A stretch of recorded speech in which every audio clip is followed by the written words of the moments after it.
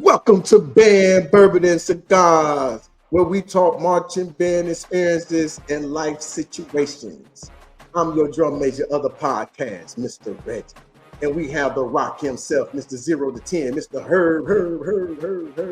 And we have Miss Fancy Flow, Miss Hula Hoop Queen herself. Hey, get your hula hoop queens, get your hula hoops out there. Listen, call her up, get your hula hoops. Body right for the summertime while y'all stuck in that winter storm. Hey, listen here. I'm gonna take my time. Today, I'm gonna take my time. This is a very, very special guest. And I say a very special guest, a very special guest. So this one, I'm gonna take my time. So y'all might as well get to listening real slow. I'm gonna say it real slow for my very life voice. This individual was born and raised in Gary, Indiana. Following graduation from Westside High School in 1996, he attended Kentucky State University and participated in the KSU marching band, serving as section leader in the Soul Section #1 drum line. Additionally, he is a member of Iota Mu chapter of Kappa Psi National Honorary Band Fraternity. He is a proud graduate of Kentucky State University and also holds a master's in business administration from Arizona State University. Oh my goodness. Oh my goodness. This guy been doing it all down here. He's been doing it all. Okay. I see. Hold on. Let me go back up here. With over 18 years of banking experience, he has established himself as a seasoned professional. He is a devoted father of 2 teenage children and has been married to his college sweetheart, which we all know, for 22 years. Yeah, he was the first one out of all of us. Demonstrating his commitment to leadership, he serves as a deacon in his church and assists high school students in obtaining band scholarships through the Atlanta Alumni Association of Kappa Psi in Tar Beta City. His heartfelt desire is to serve others and share his expertise with all those he encounters. I give to you my front, my dog, my sayings. Drum roll, please. Mr. South Resurrection himself, president, all that kind of stuff. That's what we do down there. Massive of motivation, my boy, Mr. Fred. Hey. Hey, welcome, Fred. I love that, man. I'm good today. Yeah. What's up, man? How y'all doing? What's going on, bro? Yeah. What's up with you, brother? Herb, man. Pretty That's my guy. That's my guy over there. How you doing, Miss Fancy Flo? Very Hi, nice to see nice you. to meet you. It's nice to You meet you. too. Hey. Oh, this? I know I'm older than you, bro.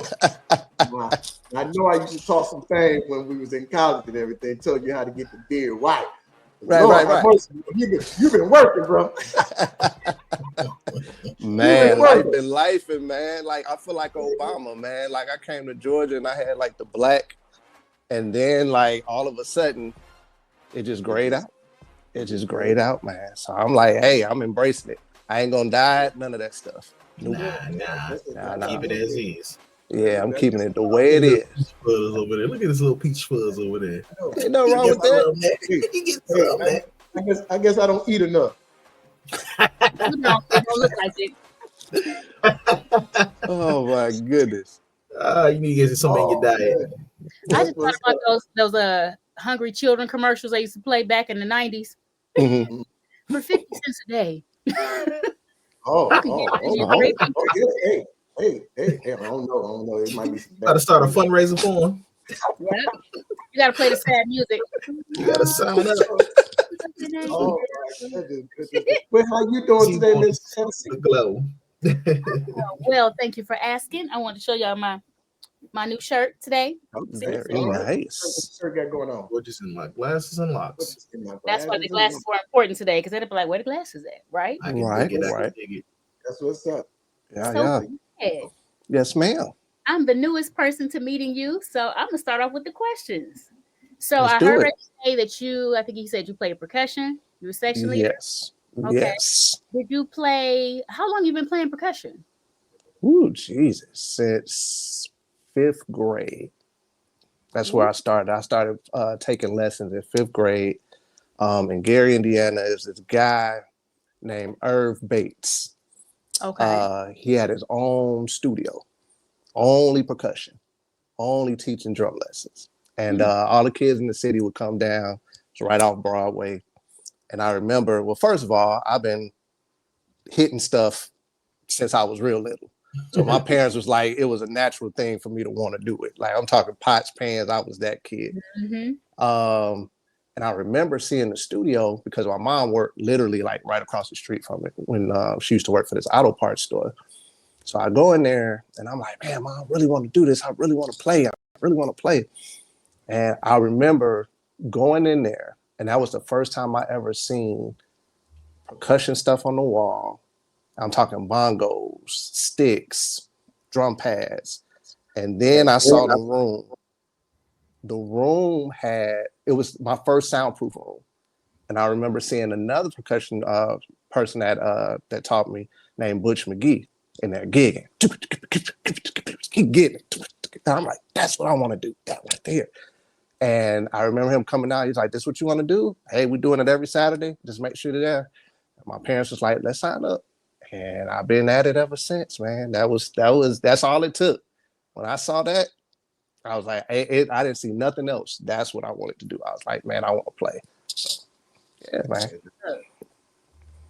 I hope that my kids pick up an instrument soon. I got a 5th grader and a 4th grader, but so far it's not looking like they're interested. But yeah, They might end up doing sports. I have no idea. I know my daughter is really into the academics, and my son, he's just kind of trying to figure out his way. But I started playing instruments in 5th grade, and with him being a 5th grade, I thought he might have started an interest right now. But no. Might be the next president.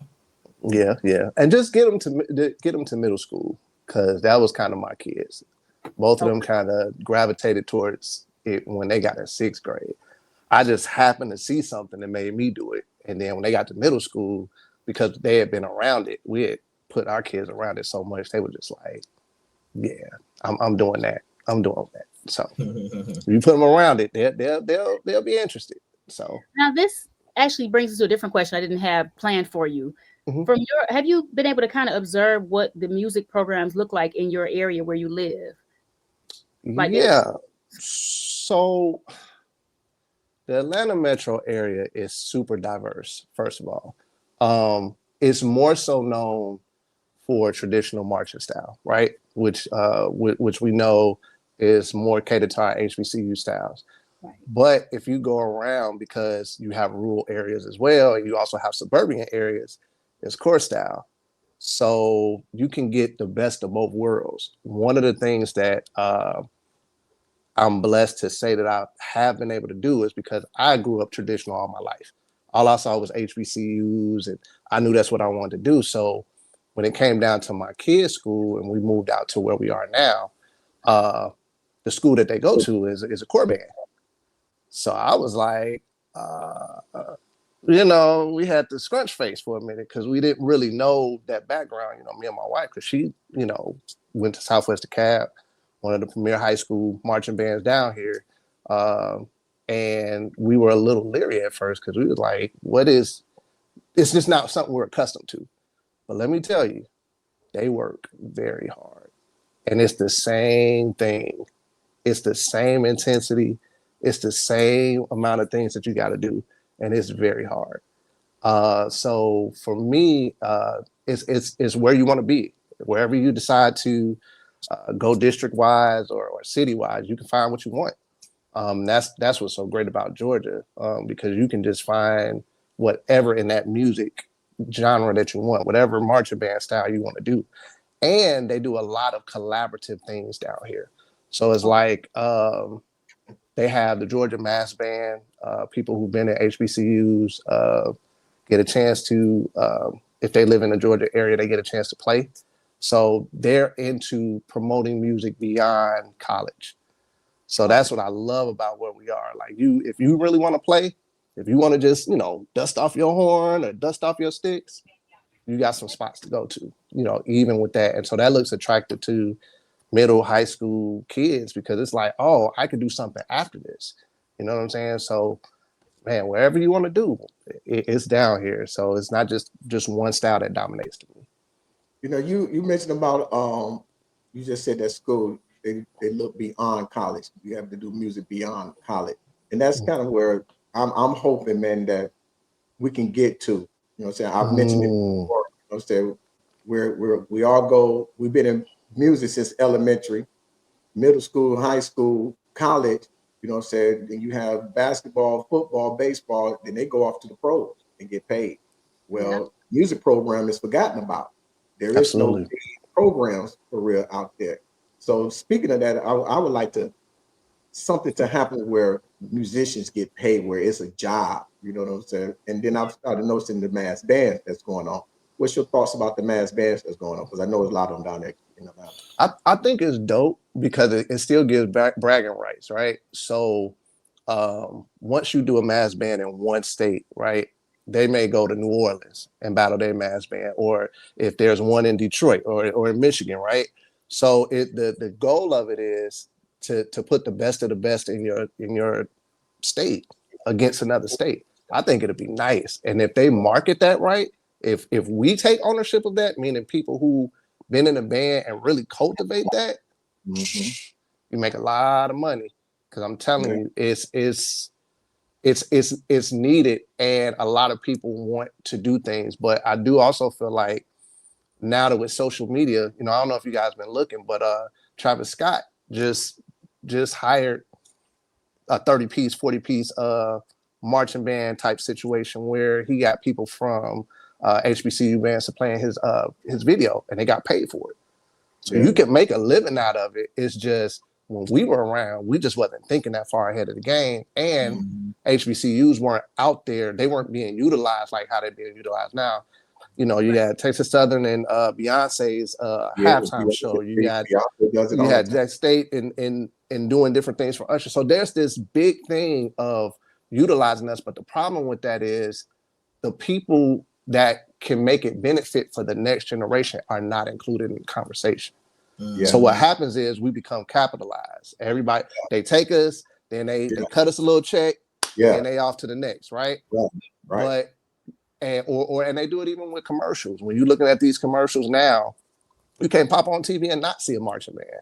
So again, they're like monetizing off of our work, but don't want to put us in the forefront, or don't want to invest back in our schools or invest in our programs. And it's like, we got to have some people who are inside of this thing and business minded enough to say, okay, how can we utilize this to where we can get some money in to start doing some great stuff?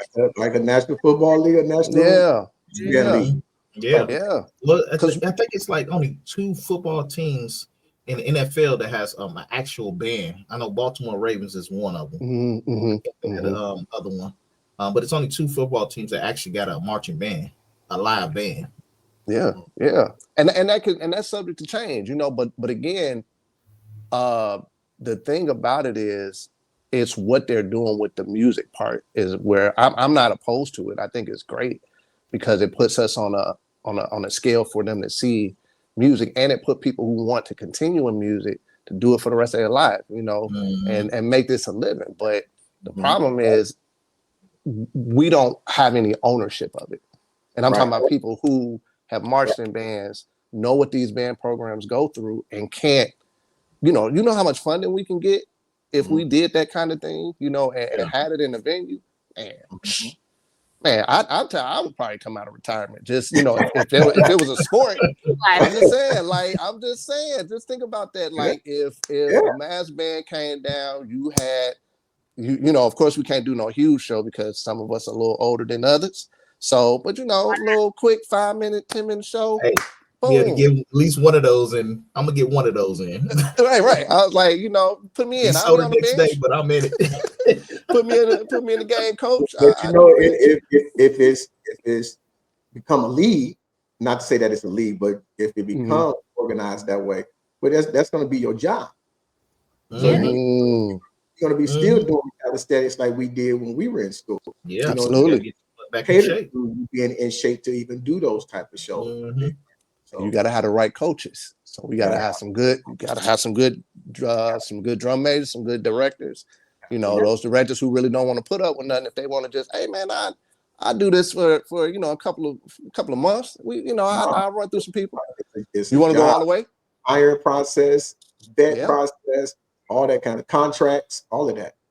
And they could, what if they recruited for band like they do for the NFL and the NBA? Yeah. I didn't think about that before. That would be dope. We have intercollegiate band. You know, those would be like the best of the best out the whole state that meet up and things like that. Man, that would be so dope, bro.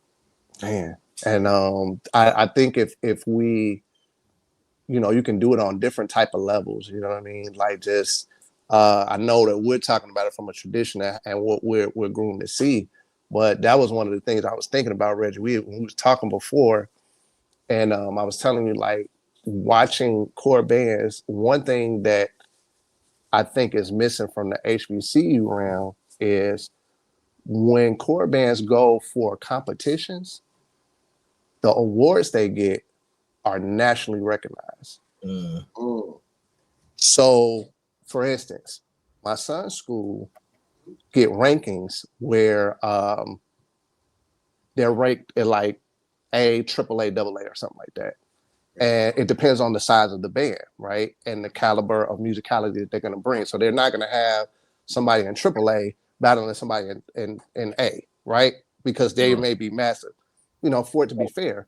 But they actually have people that score them when it comes to field performance, music that's given, all of this. And it's people who are skilled in the field. Those trophies that they get is bigger than bragging rights. That puts them in a category where they can't, where they pretty much can say, I'm number one. We got all superiors in our ranking. We don't have that system at HBCUs. And I think that's where we kind of got to shift this whole thing, because it's great to go to a battle of the bands and they say, hey, the winner is whoever gets the most yells. That's subjective.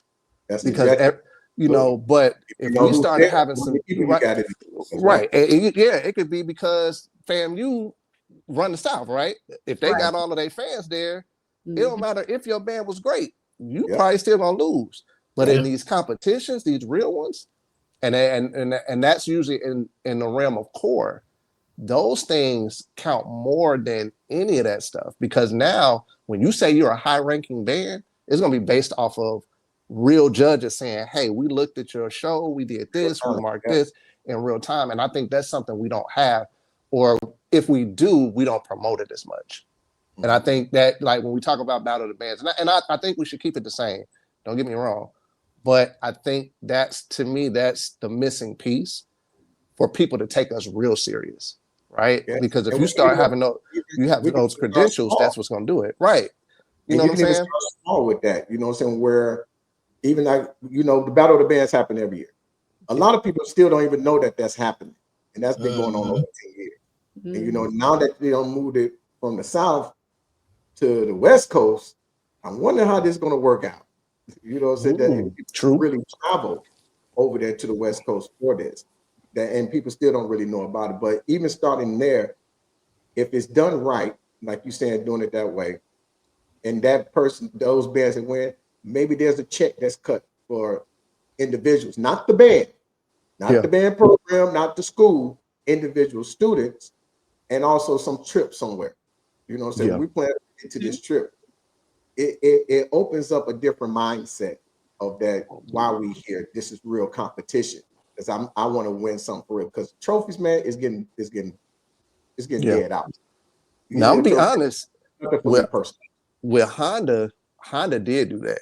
Honda had when it was here, they always gave a scholarship to a person, right? In any of the bands that competed. Then of course they did the trophy of who they felt was the best band. You know, of course they did it by vote. And there was some kind of monetary things that were, I think, going into those programs. Not sure of how much, but the other ones may not do that as much. You know, I definitely know when you talk about what is it? Circle City Classic could be another one. Is that still? Yeah.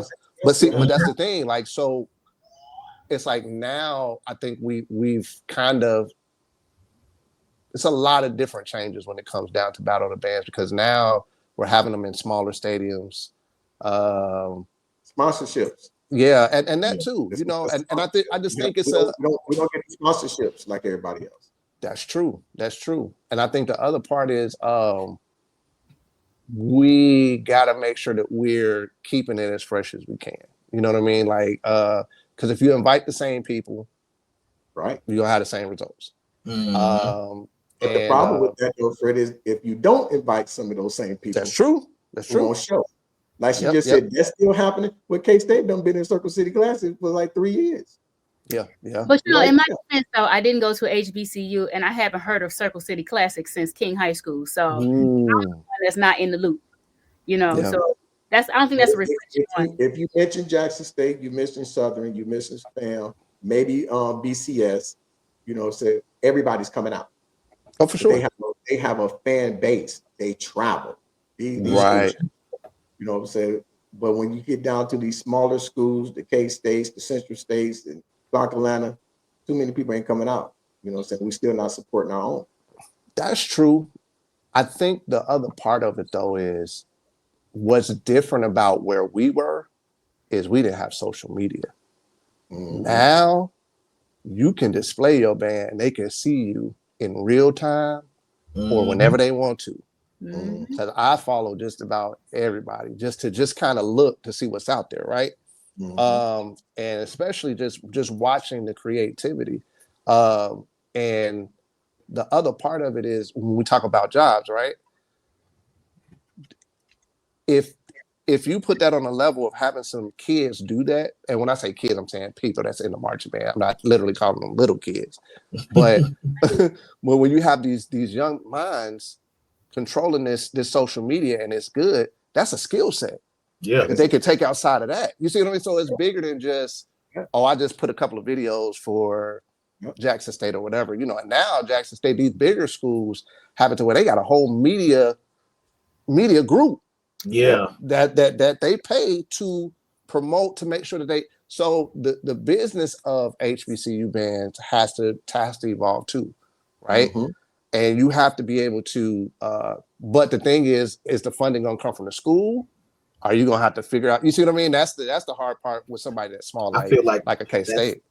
That funding type is going to come from an outside source and not from the school. I mean, it's going to have to afford to get started. I mean, if that was a thought that was on their brain, that would have been moved a long time ago. So that's an outside funding source. Old band members, you know, that made it big, that hit big, that got millions and billions of dollars, right. Or, you know, a fundraising type thing where, you know, everybody donate something. But then it gets to the point where, you know, is my money good enough for what you're gonna be doing out there? You know, you got those people out there like that. So it's an intricate web, you know, a lot of different things that have to click right for that to work. Yeah. But I think if you're smart, people can mismanage money. You know what I'm saying? That's a lot of people are afraid of that. You know, especially in our culture. We're afraid. Funds and, you know, send that much money to someone of our own kind because of mismanagement. You know, they take it and run with it. You know, you might not see that money again. Yeah, I think it's gonna come with a couple things. The way that it works is, one, everybody know you got to have a business plan. Like it has to be something drawn up. It can't be, hey, we just need this money. We have to have. Yeah, we need somebody who's professional enough. Like that's their profession. I draw up a business plan. This is where we're projecting ourselves. This is how much money we need to start up fund. This is how we're going to progressively get better. So, you know, those are the things that you have to put in place. So that's what I'm saying. The business of band, I got a chance to see it on the core side. Yeah. You see what I mean? Because we had my kids had dues and you know, they had different ways of you know, payment plans to work certain things out. But you're talking about $500 for them two. And that's not including snacks, windbreakers. That's just feed. That's just your band dues that get you certain things. So when you look at it from a cost standpoint, even for a college band to do those things, it's gonna have to be feed. It's gonna have to be something. You know what I'm saying? Like all of these things play a part. But I think it could be done. It just has to be somebody that has a really sharp business mind and actually has an investor that can put them in a place. Because if you put them somewhere where it can make money and you can figure out some other things to do, man, these battle bands can be good. And I'm not knocking the ones that we have now because they do great stuff. So I'm not dissing them at any point. I'm just saying when it comes down to putting us in a good, you know what I'm saying, putting us in a better light to where we can get that money, we can just do some better stuff. Well, the thing is, so listen, my niece going to college, blah, blah, blah. I didn't realize that, you know, fraternities and sororities charging like $2,000 just for their dues. I mean, like, if these kids can pay out $2,000 just to join a fraternity, I mean, like, why can't the band be set up in the same light, same directive, where you're in this organization and $2,000 apparently is not a chump change to them, because you got to get $2,000 from what 2,000, girl, get here. So that's a lot of money to me. So nowadays, I guess $2,000 is not a big thing for them. So I mean, like, to get that kind of money is not hard for them. Apparently, it's just more about if they're gonna pay it. Yeah, well, it's not. They're just in a different era. It's no different than what we were paying when we went into college. Our parents paid whatever those fees was going to, those dorm fees and all that kind of fees. We figured out how to, you know, pay them. You'll figure out how to pay it. I'm telling you right now, I'm just thinking beyond. I'm thinking beyond college. Right. Like if it was something for somebody else. They got the NIL deals and stuff that's out here. Okay, we can set up something like that. But that goes back to, you know, the funding and fees to get the advertisement out, to get people out. That's where all that money's going to go towards. You know, I get it and understand, but that's what I mean by that. To get stuff out there for people, for these smaller schools, because these bigger schools, it's easy for them to get them out there like that because they're already well known. So the smaller schools, it's going to take a little bit more in order for that stuff to process and move. Yeah, and you got to have your school behind you. Bottom line. Absolutely. I don't care what nobody say. If your administration is not behind the band, it's almost like you're spinning wheels. You know what I'm saying? Like he could be the greatest director ever. She can be the greatest director ever, because I don't think it's a male female type thing when it comes to that. You can be great, but if your administration ain't got your back, and that's with any job, like if your manager or your principal or whoever it is that you work for don't invest in you or don't believe in the people that they lead, it's a wrap. And that's the scary part. That's the scary part. But that's the good part of having what you're talking about, Reggie, of there being adults trying to make this happen. You know what I'm saying? To where it would have to be somebody really, really solid that we could trust and respect if we were trying to do something beyond college. But I think it can happen. Like a Mr. David Stewart. Most people don't know who Mr. David Stewart is. Those who don't know, look him up. Somebody like a Mr. David Stewart would be great. And able to help us with something like that. That would be great. If you put it together, Reg, you let me know. I'll be on the team. My brother. Hey, I kind of made a promise, and I'm saying this live on here and everything. I've made a promise to myself. Well, it's not a real big promise, but it's there, that I don't want to bear the cross with a lot of things like that. You know, so which leads me to my next conversation. You know what I mean? Because, you know what I'm saying, at one point I was president. Next point you was president. At one point I was dean, vice president. What was some of your challenges? You know what I'm saying, once you made it into college and while you was in college and leaving college? When I was in college, man, the biggest challenge was just being focused. Like, the funny thing, and I don't know if I ever told you, Reggie, you know, I was a drum major in high school. Yeah, you told me. I told you, okay. So I'm gonna tell you the opposite, and this was gonna make you laugh. So I was cool, well respected. I think I was pretty good, you know, don't get me wrong, but I was at a point where I never wanted to be in the front like that again.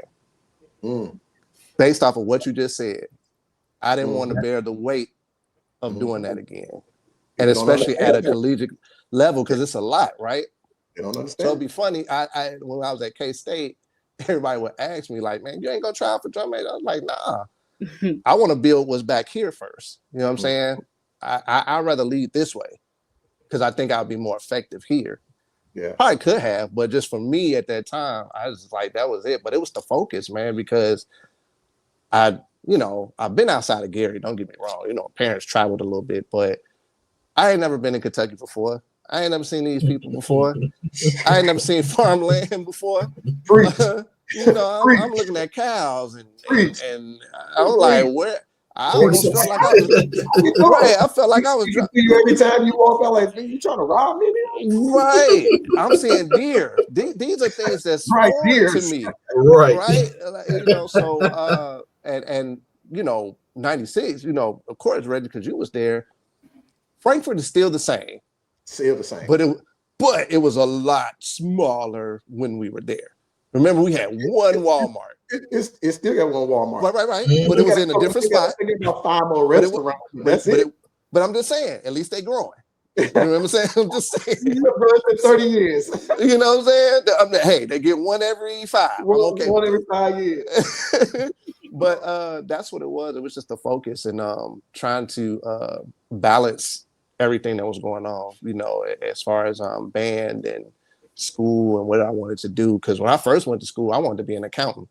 My grandfather was one, and I took accounting in high school. I was like, oh, I could do this. And I got to accounting 101. I was like, oh, no. It took one dude, Mr. Kruger, X'd out. He made me want to throw my hands up. But that was it, man. That was it mostly, just the focus, staying focused on work. And I don't think I did terrible in school as far as my grades, but that first year was a little rough. That first year was a little rough. I remember you and I having a conversation about being drum major in high school and stuff like that. Do you remember what I told you after you said that? I said, well, and I've said it throughout the year. I said, if you would have become a drum major, I would have followed you. I wouldn't follow anybody. You know what I'm saying? Whoever up in the front, if it's a weak drum major, I'm not going to be in this band. I can't do it. I can't follow weak leaders. Wow. You know what I'm saying? And I said, if you would have came up front, I would follow them. That's big. Appreciate that, bro. For your character. Man, that's big, bro. And I just never, and I guess for me, the other thing was talent. When we first came in, we were still developing talent. We came at a time, Reggie, we came at a time where we didn't even know who the director was. Then the director left right after fall semester. Then we get Chambers. Then it's just a whole gamut of just rebuilding and refocusing. So it was like during that transition, I think you were the perfect person to be able to bridge what was going on in that change and that trajectory we was on, because I don't think anybody else had the strength to do it or would have been respected enough. In my opinion. I've been talking about that on the podcast. I said all the time, I said, when I came in, Fred came in together. Mm-hmm. I didn't, when I went back, when I get to K-State, I'm coming in 96, even though I graduated in 95, right? Mm-hmm.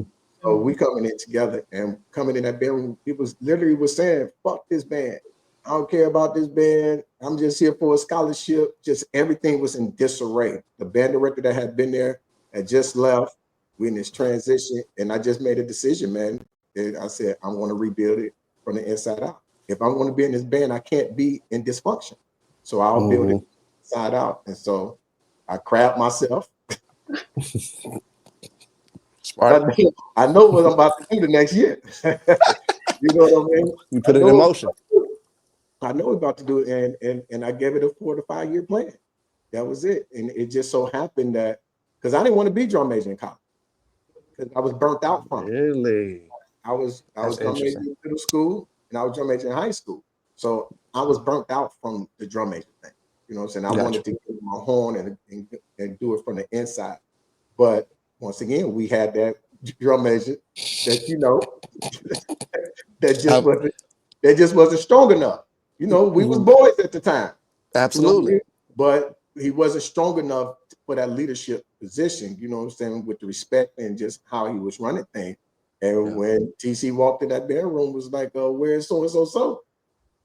He just pointed me out, like, well, you my drum major. Like, oh, okay. Just like that. I'm ready. So you know what I'm saying? So yeah, man, the stars lined up for us. You know what I'm saying? We got some great leaders that came in. You know what I'm saying? Like I said, you have me up front, but I have you in the back. You see what I'm saying? You have to have strong leaders as section leaders and all that kind of stuff to be able to minimize a lot of things that's going on. Because I don't have to go to the whole squad. I can come to you. Hey, Fred, come in and holler. This is what I need. This is what we're gonna be doing. I need your group. Boom, boom, boom. I've been noticing. Boom, boom, boom. Can you get that together for me? Hey, I got this beat in my head that I'm gonna do for my show. I need you to stay behind. I'm gonna work it out with the tubas. Boom, boom, boom. And use all right, whatever you need. And I know your session is gonna be cool. I don't have to worry about your session. It's great leadership. You see what I'm saying? One person can do it by itself. It takes all of us to do it together. You know, but that's what that was. Man, like I got a question. I know y'all asking me questions.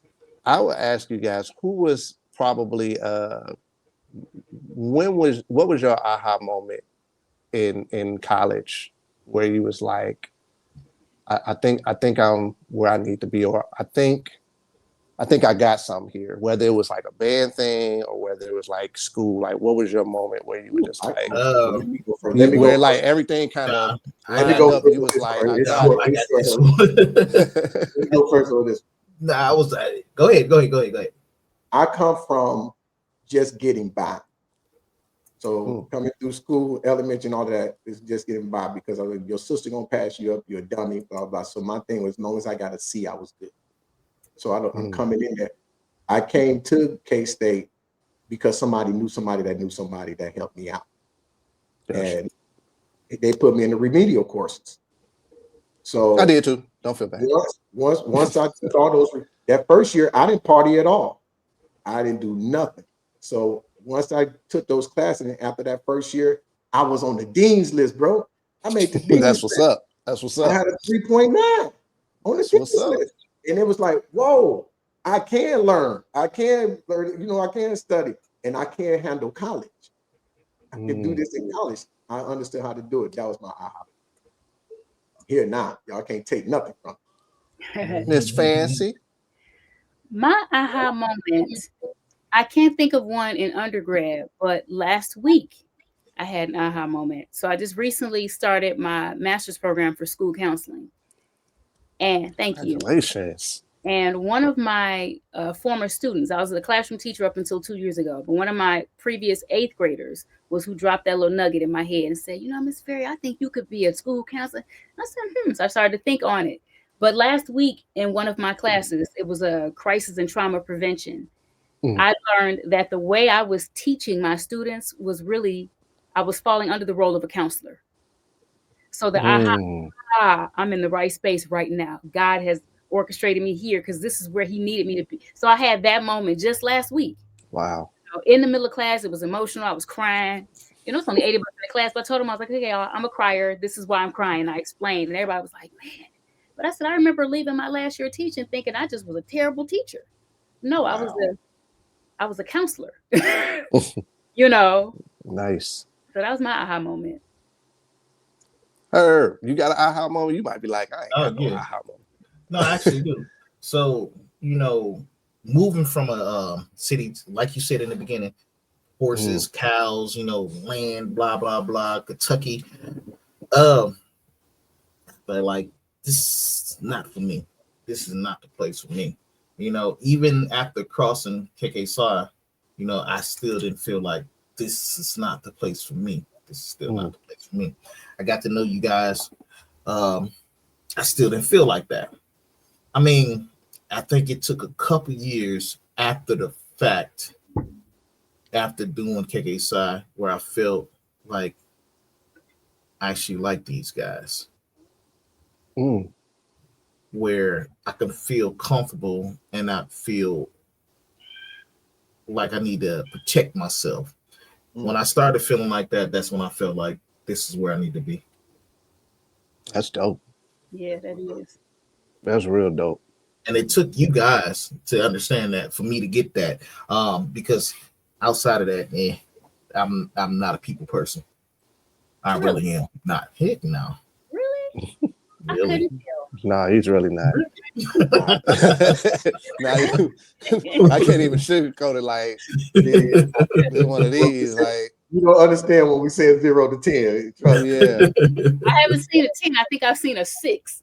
Yeah, but you know what though? Like, just the growth of watching her, man. You know, he little brother us, right? Little brother, but he's did some big bro things to me. Big brother things to everybody in IOW, if you ask me. Times that you may need that talk. Sometimes you just need that laugh, or you just may need his presence just to be there. You know what I'm saying? He got some big bro moments, man, that I don't forget at all. So even though he's little bro, he's like he do a lot of big bro things, when it comes to that chapter. I put on a hat where it needs to be. Yeah. Or maybe because you was a Neo for a long time. Oh man, that's because we kept pushing out Pintos and out the Ford trucks. They want to not the Pintos. Maybe because you was the youngest brother in the room all the time. All the time. Boy, listen, man, we at this point where we put some smoke in the air. Ready? I had one. I like the smoke in the air, but before you put the smoke in the air, I need everybody push that like button and subscribe. That's wherever right. You watching it, Facebook, TikTok, YouTube, plus like, subscribe, man. Follow us all the time. That's right. I would. We my favorite. Y'all gotta hit me to the cigar game. I'm still new to this cigar thing, so I'm gonna have to roll with y'all. Hey, listen, I'm charging everybody else, but I'm gonna get you right when we go on our cruise. Gotcha. We there. I got you. Yes, sir. He makes some ugly cigars, but them boys be the bomb. Them boys be the bomb. Yeah, I'm gonna follow your lead on that one, bro. Is this a pretty one? Yeah, that's a pretty. So they all look the same to me. No, that's a pretty one. Hey, it's about how it tastes, and I can't hit this till I walk out the building. But this is the part of it, and you know what I'm saying. And I know you're gonna keep it right because my sister over there. Exactly. She ain't gotta get you. I'll throw the wood at you if you gonna get too right. Anyway, this is the part of the podcast where you get to tell a story about anything. It could be a marching band, anything about music, about somebody, yourself, or whatever. You know what I'm saying? Being that is good and different or funny. I'm not even gonna say the last part that I usually say because my sister was there. I like my sister. Oh, wow. Hey, I mean, that's fair. Well, first off, she is watched. I've been doing since I didn't do it. That's her. She knows. She's pretty aware of her husband's times. Put it that way. I don't really have no brown chicken wows that I can really pull out. I think the only thing that's memorable for me, and somebody probably already said it before, but that trip with them cheerleaders, bro, that trip was hilarious. Yes, that trip was hilarious. We on this trip. I don't even know where we were going. Her wasn't there yet. I wasn't there yet. No. Where were we going? We was going down to the class. No, not the class. The basketball tournament. That site, right? That's right. Site championship. The site tournament. No. I was there. That was when I was on. I was on at the time. When Red was playing. We stayed there for about a week. We was there for about a week. Yeah, I was there. Oh, so he probably was there. Yeah. I was there. Man, so we on the bus. Good old bus 2. I don't know what it is. And the funny thing is, everywhere I go, every band person I've talked to, bus 2 is always a problem. It's always a problem. Somewhere. That's the fun bus. Bus 2 be lit. Bus 2. No, they ain't at the end. We the fun bus 2. They just do things differently over there on bus 2. They get everybody else in trouble on bus too. Man, they got to talking about them cheerleaders. Mm-hmm. I mean, and you. What's up with the cheerleaders? Was they fine? No, it wasn't that. It wasn't that. They was just like, why they on our bus? What happened is that they never rode on the bus with us. Mm-hmm. And so at the last minute, because it's always, no matter where you go, band against the fucking world. Nobody really fucks. You know how it goes, right? Mm-hmm. So they never rode on the bus with us. So now we have to go to this tournament, and they talking about the cheerleaders have to ride on the bus with us because they missed the bus to go with the team or whatever it was. They didn't have woo. So now that already rub us the wrong way. But the other part of that was a couple of people couldn't go because we didn't have enough seats for the cheerleaders. But once that happened, they on bus 2. They got on bus 2, which was the wrong thing to do. Because bus 2, they don't go to sleep. They crack jokes all night. They talk bad about it. It's loud. It's just obnoxious all night too, where it would piss you off. They used to piss me off. It pissed me off so much I switched buses with the first one. That's how bad they are. I wasn't doing that, Flo. I wasn't the person joking. I was laughing though. The whole bus couldn't eat. The whole bus can't eat. The whole bus can't eat. They just rowdy. I say rowdy, they're rowdy.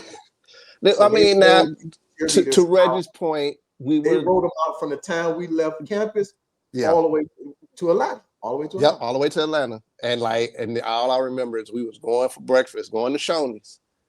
Oh, Shoney's. We was going to Shoney's, everybody hungry, getting on the bus. And all we heard is just CTC come up. You get on the bus. You get on the bus. I'm like, what's going on, man? And we it's funny because me and Rhonda was like, dude, this is not gonna go good. We over there cracking up laughing because I'm talking about they making jokes about them being like not wanted. We got unwanted guests. They were just going hard. So you get on. Got on that bus. So we all sit here like, what's going on? So of course, a few of us is like, TC jump on the bus, Timothy Chambers. You guys talking about these people and just doing things. And so I don't know who it was. I think it might have been Yosef or somebody was like, I don't know what we're talking about. Like, why are you telling us we got to get? He was like, you shut up. Y'all talking about these cheerleaders and being disrespectful. I can't believe y'all. You know what? Y'all ain't getting no breakfast. Y'all ain't eating. Damn. This is not my band. This is not my band, son. He got emotional. He was like, I don't want y'all to say nothing till we get off the bus. So we missed out on the whole breakfast. Damn. Talking about them girls. Hey, so the crazy thing about this story is that I really enjoyed this trip. The reason why I really enjoyed this trip is like what Fred and Reggie just said, this trip was a week long. During that time, I was doing my intake process. So the longer thing went on. You want them to keep winning? Hurt. That's what you saying? He's like, keep on winning. Keep on winning, K-State. I enjoyed it because I remember Marvin Bright. This dude sat behind me while they was playing. He kept saying, yeah, that's your bro out there playing on the court. You gonna root for him? That's your bro out there. I wanted to turn around and slap that dude. Bubba was wrong. Marvin was wrong. Yeah, Marvin was wrong. He graduated from Bud. Yeah, Marvin. I gotta call him Marvin. Yeah, he's grown. That's one brother, man. I am so proud of, man. Yeah. I'm sure. super proud of this guy, man. Super proud of this guy. But yeah, I enjoyed that trip. The longer it went on, the longer I was happy. Hey. So Fred, man, when was it that you had your calling, man? I know you became, when did that call? I know we've had a lot of conversations throughout the year. Yeah. And I remember one conversation you was talking, and I could tell you was running from it because people have been asking you for some years. You kept running, and we talked and things like this. So when was it that you said, you know what? Okay, God, I surrender. I want to say about 5 years ago. So come down here, and we originally was the West End Church of Christ, right dead heart in Atlanta, west side of Atlanta. I'm talking like, and you hear what I say, Atlanta, because that's how you got to say it. Yeah. And we talking about literally where all of the civil rights stuff is, like where Martin Luther King and them walked, restaurants, West End Mall, Morehouse, AUC. We were like literally right over there. Mm-hmm. And we got to a place where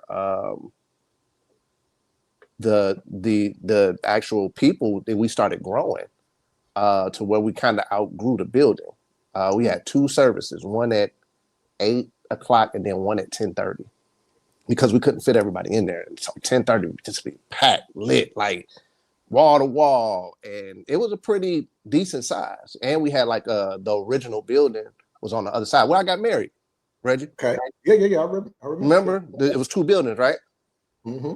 So being there, it was just like, man, there was a lot of embracing, and one of the things that happened is I started working with young adults, and our young adult group was from 25 to about 38, 35, somewhere. So I'm about 37, 38, somewhere around there.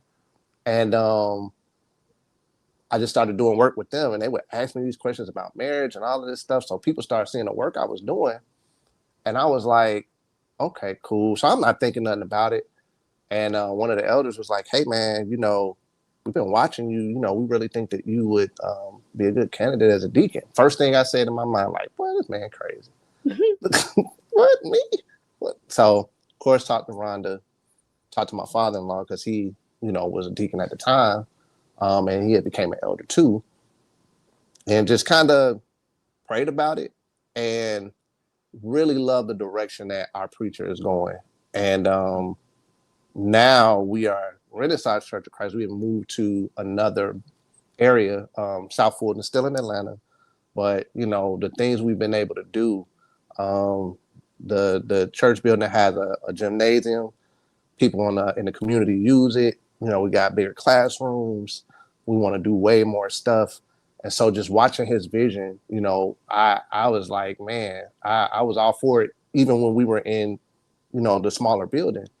And I'm still rocking with it, doesn't make me, perfect, of course. And I think that's probably the thing you struggle with when God is putting you in position to be a spokesperson for him and to lead his people. You get very nervous because you're thinking, oh, God, I don't have, but these flaws that I have, are they going to see? And is it going to, and when you focus on the mission at hand of just serving people and serving people the way he wants you to, completely breaks down the wall. And so once that happened, and I'm learning from him, and, he's giving me guidance, and, also the men that's in leadership with me as well, big brothers, some of them father figures.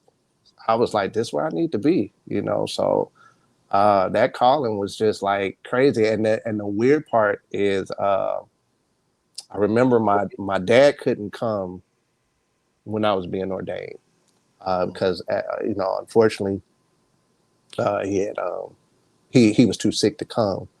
And when he passed, that was something that he was on the verge of being in Gary. He was going to be a deacon. So I kind of feel like it was just the way it aligned, man, that I was able to fulfill something that he wasn't able to. So I don't take it lightly, man. It's a beautiful thing, man. You learn a lot. Mm-hmm. I think everything at K-State, high school, leadership-wise, prepared me for that. Because you got to talk to everybody in different walks of life. Mm-hmm. When you're in a band program, you got people from all over, Detroit, Indiana. Some people all the way from Compton, remember? I remember Compton. So, and you have to relate, and you have to build, and you have to make these things. So I didn't see it. In hindsight, I could see God preparing me to be able to deal with that on a spiritual level. Because now you got to deal with people who come from broken homes, people who spiritually don't know where to go. And you got to have enough fortitude, and you got to have enough confidence, not even in you, but confidence in God that he's going to provide you with what you need to give them what they need. But the key point is to depend on him and not yourself. And that was what was making me nervous about the call, because I was thinking it was me. I got to make sure I'm good. I'm the person, and I'm getting in like, wait a minute. If I'm doing what he's asking me to, and it's wholehearted, he's going to provide me with what I need. And I got to trust and I have to have faith in that. When they talk about that faith, that's what you do in life. It's not anything that comes from something that you gain. It comes from experiences, but it's still God. Still God that's going to put you where you need to be. So, and I'll be talking to you too, Reggie. I know, we've had our discussions, and I'm not saying that Reggie's about to be a deacon, so everybody pause. But I am saying that sometimes we can be in our own way of being the vessel. And I see you starting to peel that off to become the vessel that he wants you to be. It may not necessarily have to be in the sense of leader, but you're always going to lead. It's just going to be a natural thing for you. Whether it's, and I hate to say titles because I don't say titles anymore. It just may not be that function, but you are going to have some kind of push to lead people in that direction. I was about to start with something else, but you just took me to another place. I got you. I'm sorry. No. This is positive. This is a positive thing, because this is what this is about. Because a lot of people, saying they know you as one person, and some of the actions that you did, and this platform helps a lot of people say, "Whoa, I didn't know that about that person." That's another layer of that person, right? So in my journey, in the beginning of my journey, I started posting like I do every day now. I was posting. I used to send them out text messages, people, especially people that were close to me that I knew that wasn't on Facebook. And this one particular person texted me back, was like, "Hey man, saying, why you keep sending me these scriptures about God and stuff like that? You gonna turn people off, bro. You know what I'm saying?" So I was discouraged. I got discouraged. Like, well, maybe they right, because I remember saying that when I wasn't in my journey. Like, people sending me these scriptures, like, I don't want to, what I'm saying? But you trying to say something about me? You know what I mean? I was I didn't understand at that time. So when this person said it, I got discouraged. And at that particular time, I'm learning myself. So I had a spiritual father myself. I won't call him spiritual father, my spiritual big brother, right? Because I call him my big brother. And he said, what your friend don't understand is that you may not be talking to him directly. It may be somebody behind him tomorrow, next month, or 10 years from now, where somebody comes to him with a situation and he can say, "Hey, my buddy told me about this. My buddy talked to me about this." He didn't understand that. He said, you don't have to be in the pulpit to be a preacher. Say that. He said, "Now, didn't you tell me that you wasn't on Facebook until you started this journey?" Yeah. He said, "Why did you get on Facebook?" I said, "Because I promised God that I would speak his word for the rest of my life." And when I said that, Facebook popped in my head. And if you think about it, Facebook, everybody on Facebook. Yeah. Everybody that I know is on Facebook. Yeah. You know what I mean? And for people to watch my journey and say, "Whoa, Red's did this. Red stopped drinking. Red's don't. Red, look, Red ain't got no. You know what I mean?" Right. Run. You see what I'm saying? So he's like, that is your platform. You're preaching. Okay. You continue to do what you're doing, and don't worry about that. And it came true, because I had someone to reach out to me, a person that I hadn't seen since middle school, reach out to me. And this person was like, "Listen, I was thinking about doing something to myself." Wow. And I read your message this morning, and something stopped me. You know what I mean? And then come down to homecoming, people say, "Oh man, thank you for putting on blah, blah, blah, blah, blah. I read it every day. It gets my day going. You know what I'm saying? It's off if I don't get it, this and that." I'm like, I didn't even know you were watching. Like, I don't hit like or nothing, because that's not what I do. Right. But you just share it.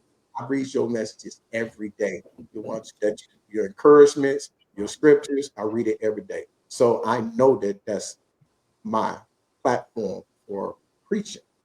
And I'm not afraid of it. I was afraid of it before. I'm not afraid of it. I'm not afraid of it. Even this platform. We always circle around to it. I want to get everybody to understand that you can come from mess and trauma and drama from home and family. You can go through these marching bands and learn and do all this crazy stuff and drinking and fornication and all of this kind of stuff and having many and being plentiful. We had a good time. But at the same time, you can become grown too. And you can have you can be called a dummy. You can be called, you may not get the grade. You can be dirty. You can have hand-me-downs, but you also can clean up.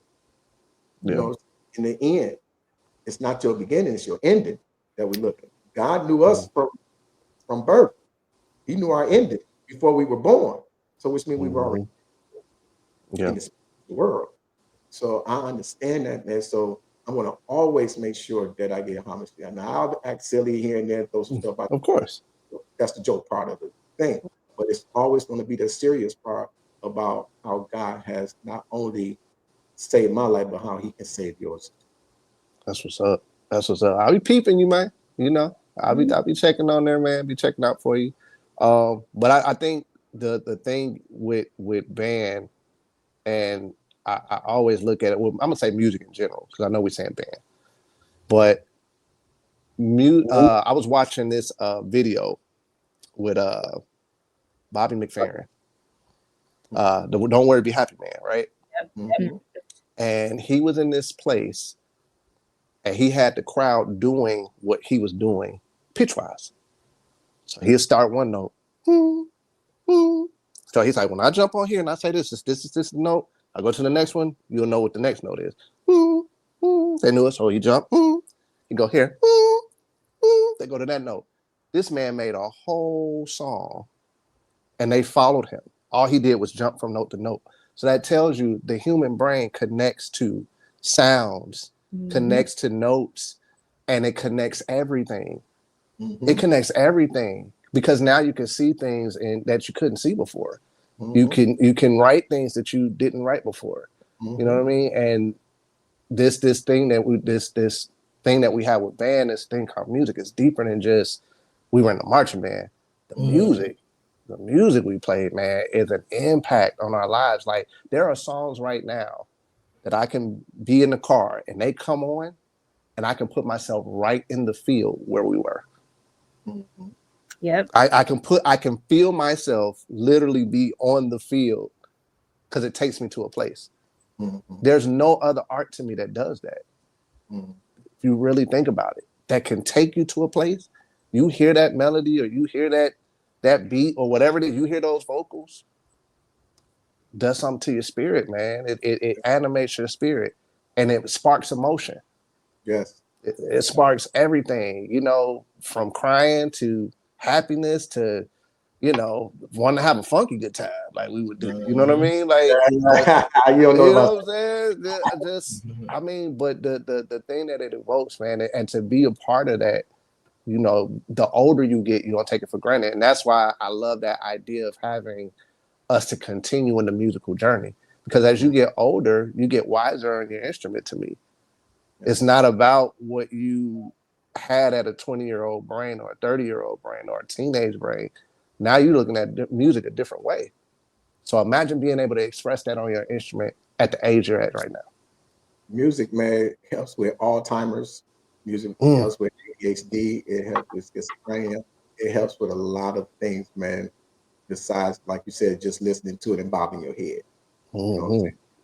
You know, they've always said music is the universal language. I still believe that. Some people say it's not, but I still believe that. But I definitely know for sure that music charms the soul. I know that for sure. For sure. Are you guys familiar with the haka? That what's that? I think it's the Samoan groups. They have this tribal dance and chant type song that they do, right?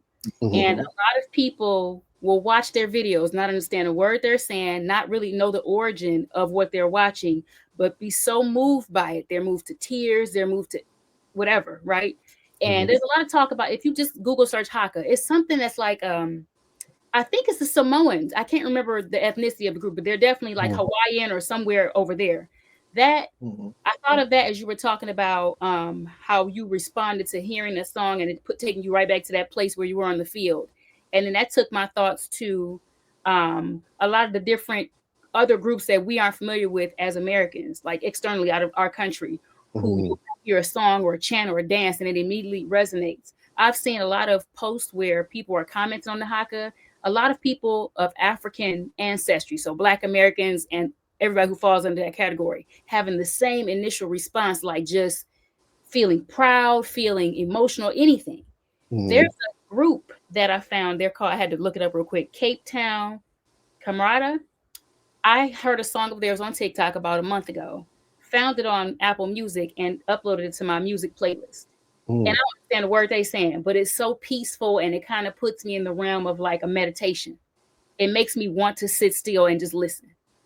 And I'm the type of person where if I sit still too long, I'm gonna go to sleep.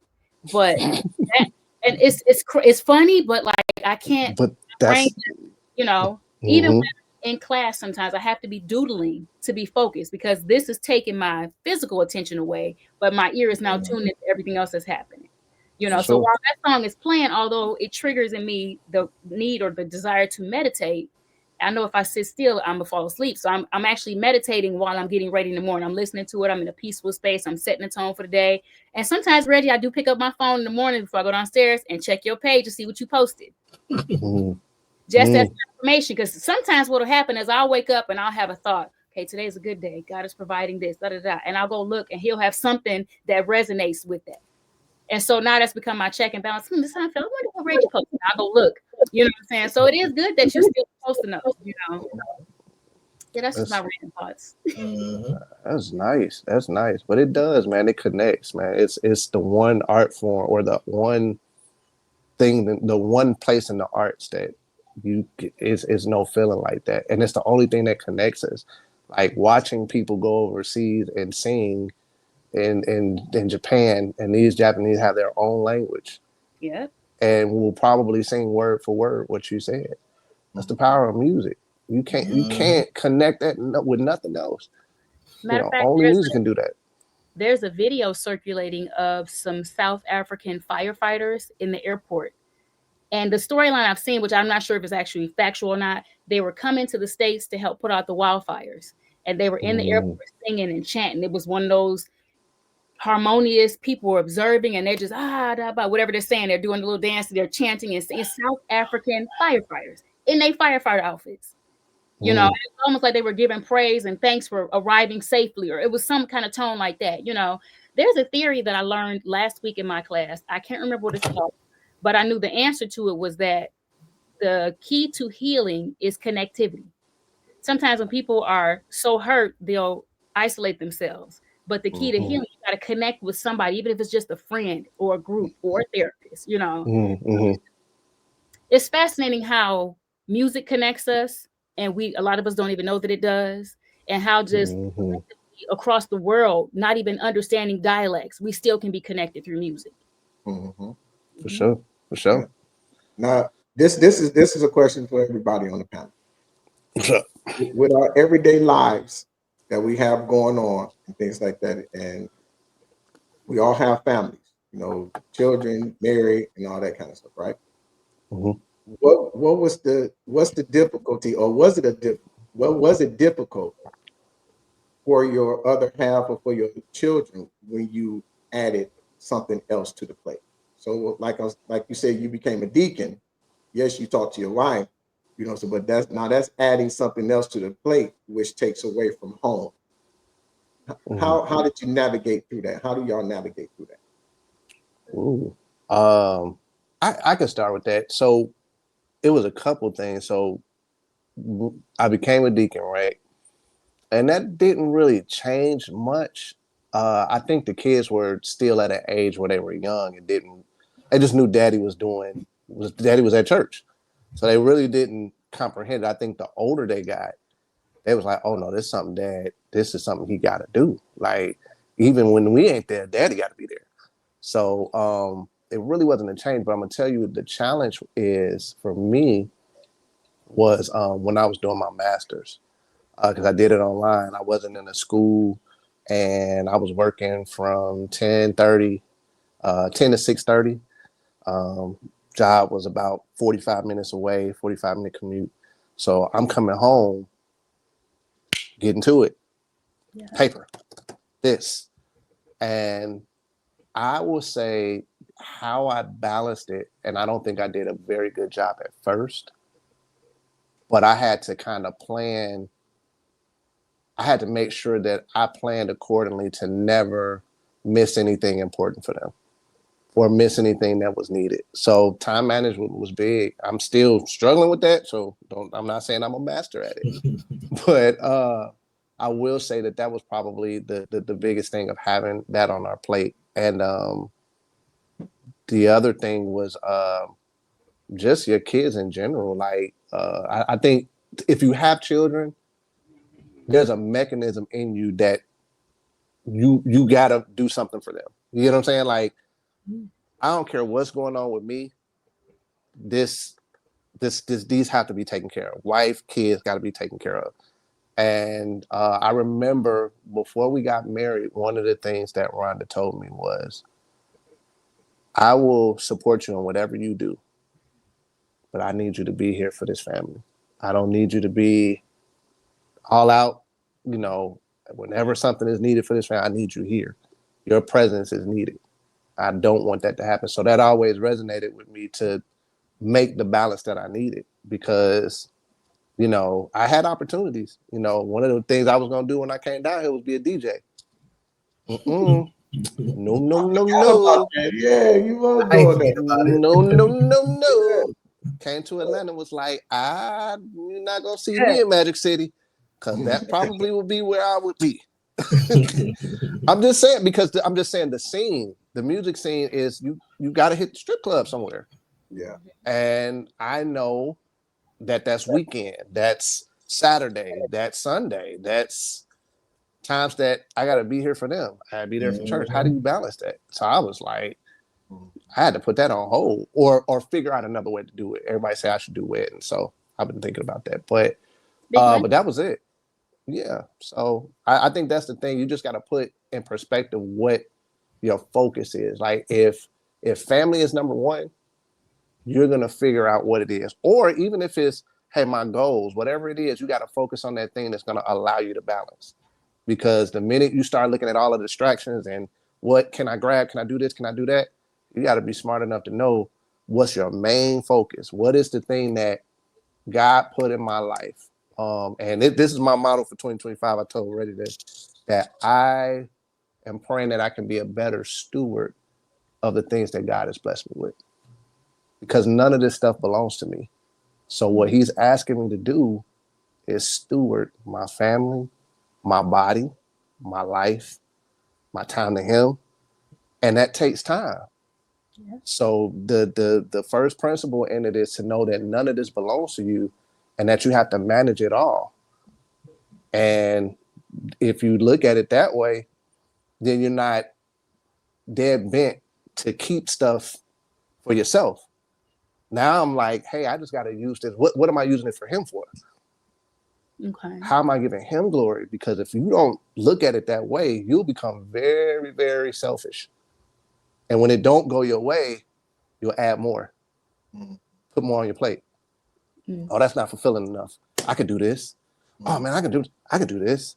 And you ain't consulted God to ask, hey, can you help me manage this? And now you're going crazy. Now you're mentally going off on people. Now you want to curse everybody out. When all he's asking you to do, I'm not saying don't strive and go for the things that you want, but focus on what God has allowed you to manage. And if he bless you with being able to manage something else, that's great. But manage what you can. That'll be my advice. I had to learn that the hard way. The real hard way. But that's where I'm at now. I would tell people, man, be a steward. Find out how to be a steward. Like, how do I manage this life? Herb, what's up with you?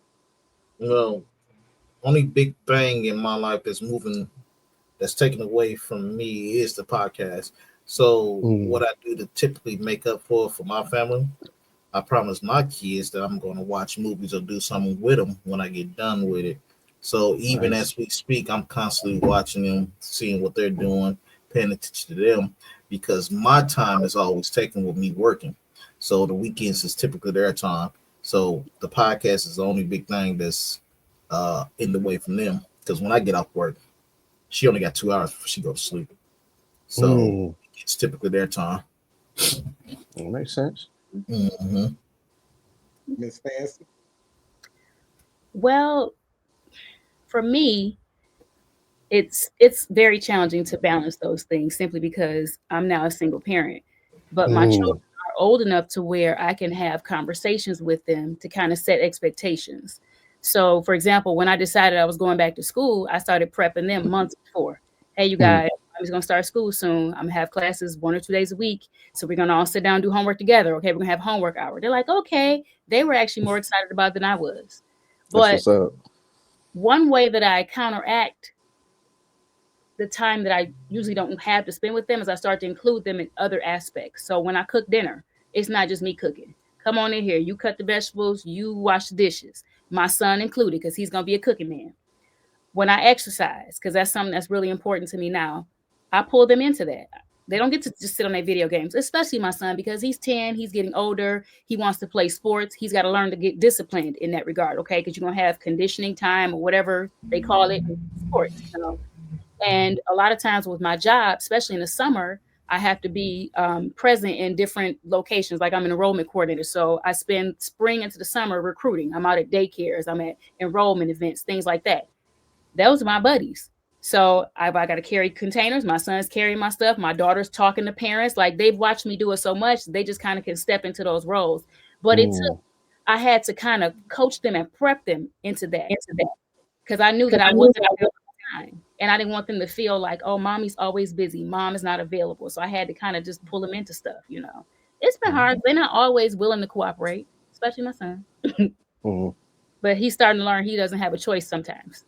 It is for his benefit, you know. That's good. That's good. That's good. Well, keep at it with him. Well, Herb know this already, Flo. As you can see, you just about know me now. You know I can talk and I philosophize. Now you see Fred. Now imagine 10 of us.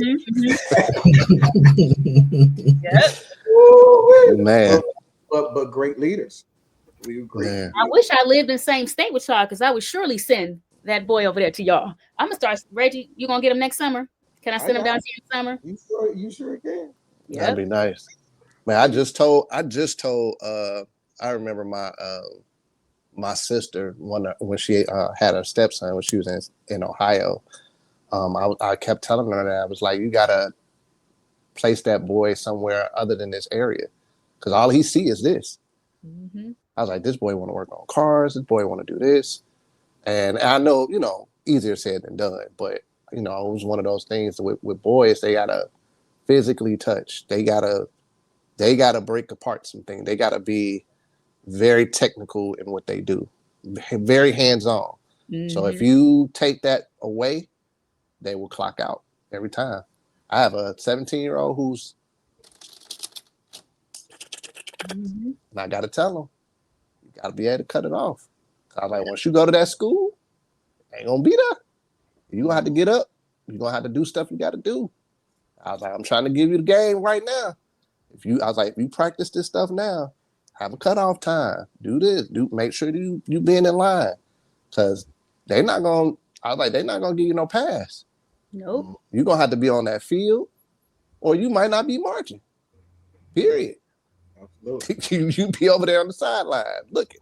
Carrying the bags, mad. You know, mad. Because you sitting there with your trombone, looking like this. And all I'm going to do, look at you, give you the nod, keep moving. We talk about this. Freddie, man, we enjoyed you, man. Yes, Thanks sir. for being on the podcast with you. You know what I mean? You know, everybody always brings something different. We love it, bro. We love it. Definitely. Tell sis what up, though. To let the kids know what up, though. I'm gonna try to get on here, Reggie. I'm trying. I'm pushing her. She actually wanted to do this together, but she had the flu, man. You know, so Yeah, but she was like, I'm gonna keep bugging her, so she might as well. I'm gonna keep on jumping. I'm gonna push her. I might pop in there every now and then, do this, and then tell her she can get the whole mule line. Look, tell her she can get the whole mule line on here. We don't get it. Come on. That'd be dope. That'd be funny. All right, I'm with it. Appreciate you, brother, man. It took us 1 hour and 19 minutes to finish this show. I love it when we go over it. I know we're doing good. Yeah. Appreciate y'all, man. All right, bro. All right, brother, man. All right, y'all.